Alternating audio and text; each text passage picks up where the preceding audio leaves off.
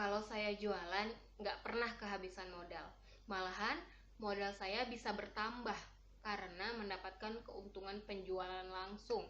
Kecuali jualannya itu dihutangin, ya. Pergi ke sini, tawarin produknya dan laku 500.000. Dan akhirnya eh, laku 500.000 itu adalah hutang, ya. Pergi lagi ke sana, laku lagi produknya, tapi dihutangin lagi 500.000. Bayangkan aja, dalam satu hari kita udah ngutangin ke orang itu 1 juta loh. Itu uang kita. Kita kasih barang, terus seharga 1 juta, dan mereka belum bayar gitu ceritanya. Oke, setelah itu ngerasa nggak sih kalau itu bukan bisnis gitu? Ngerasa nggak sih kalau itu kita seperti berbakti sosial kepada orang-orang gitu? Itu namanya bukan bisnis, bukan dagang namanya gitu. Terus nanti apalagi kalau misalnya pas ditagih katanya nggak ada uang, terus katanya ntar dulu ya mbak, tanggal segini-segini, ntar udah jatuh temponya kita datang lagi. Begitu kita datang udah nggak ada. Bentar dulu ya mbak, udah segini belum ada, tanggal segini-segini ya gitu. Jadi kita dijanji-janjiin terus tapi nggak ada gitu loh. Itu namanya udah kayak berbakti sosial kan. Nah itu bukan bisnis, namanya kita udah kayak ngasih uang ke orang. Nah di situ letak ruginya kita gitu loh. Terus kita harus gimana ya? Kita harus melakukan bisnis dan melakukan perdagangan dengan cara yang sehat gitu. Jadi pakai cara-cara bisnis yang sebenarnya.